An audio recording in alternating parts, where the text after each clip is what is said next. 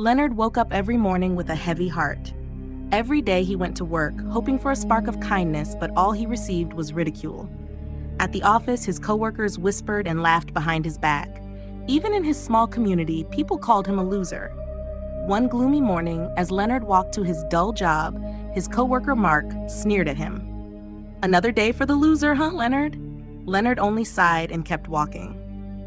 After a long day at work, Leonard wandered into the woods behind his modest home. The rustling leaves and cool shade of the trees were his only companions as he tried to escape the endless hurt of his life. Deep in thought, he did not notice a large bear emerging from the brush until it was almost upon him. "Stay back!" Leonard shouted in panic. The bear roared and chased him through the woods. Leonard sprinted as fast as he could, his heart pounding with fear. In his haste, he accidentally ran straight into a hidden lake. The cold water shocked him, and he struggled to swim to the surface. When his head finally broke through the water, he saw the bear still waiting at the edge, its eyes fixed on him. Trembling under the water, Leonard whispered a desperate prayer. "Please, God, let this bear disappear. I don't want any more pain." Astonishingly, as Leonard lay submerged, the bear suddenly stopped. It seemed to have collapsed, leaving Leonard in a mix of shock and relief. With careful strokes, he swam to safety. When he finally returned to his home, soaked and shivering, a neighbor, Mr. Jenkins, greeted him with a mocking laugh. "Look at you, Leonard, all wet like a drowned rat. No wonder you are so pathetic." The pain of constant ridicule surged inside him. In that moment, a wild thought crossed Leonard's mind. In his heart, he wished for Mr. Jenkins to die from his own heart failure. And as if by magic, Mr. Jenkins clutched his chest and collapsed on the spot. Leonard stood frozen, looking at the lifeless body. Confusion and fear mingled with a budding sense of power. In a moment of clarity, he remembered the lake. Had its water been magical? Had it given him a power to kill with just his thoughts? At first, Leonard used his newfound ability only against those who bullied him at work. One day, he confronted his office tormentor, Mark. "I wish you felt the same pain I have felt all these years," Leonard thought silently. Almost immediately, Mark slumped over his desk, his life snuffed out in an instant. Word spread quickly. Soon, neighbors and even strangers who had once laughed at Leonard were vanishing one by one. His power grew, and so did his obsession with revenge.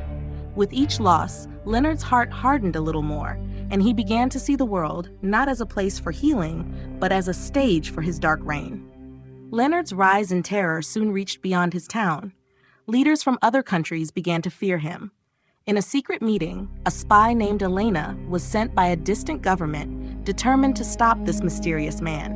When Elena finally confronted him in a secluded park, she tried to take him by surprise, but Leonard sensed her hostile thoughts before she even spoke. "I know what you are here to do," Leonard said calmly, his eyes cold and distant. Before Elena could react, Leonard silently focused his lethal wish. In a heartbeat, she crumpled to the ground, another victim of his dark power.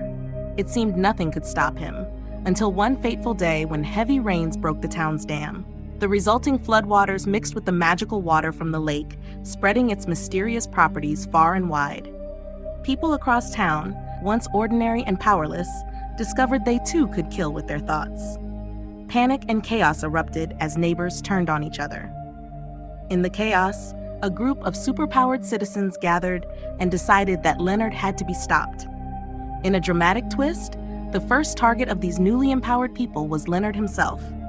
As he tried to flee, they concentrated their collective will, and with horrifying precision, his life was ended by his own kind.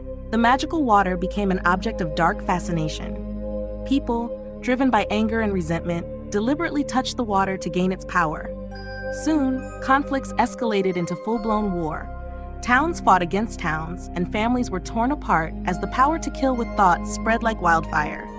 Every day brought new tragedies, as those who had acquired this power turned it against anyone they despised. In the end, the war among the superpowered ravaged the very fabric of society.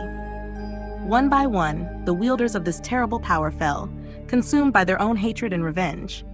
Miraculously, the few who remained powerless managed to survive, living with the heavy sorrow of what had occurred. The world slowly began to rebuild. The painful memories of that dark time served as a grim reminder of how unchecked power and deep-seated anger can turn even the most quiet life into a tale of destruction. And though the survivors carried scars, they also carried a lesson, one of forgiveness, compassion, and the importance of healing wounds rather than deepening them. Thus, the legend of Leonard and the magical lake became a somber story told for generations. A story of a man who lost himself to pain and power, and a world that nearly destroyed itself in the process. If you enjoyed this story, don't forget to like the video and subscribe to my channel for more thrilling tales. I also write novels in different genres like sci-fi, fantasy, and horror. If you'd like to check them out, click the link in the description below.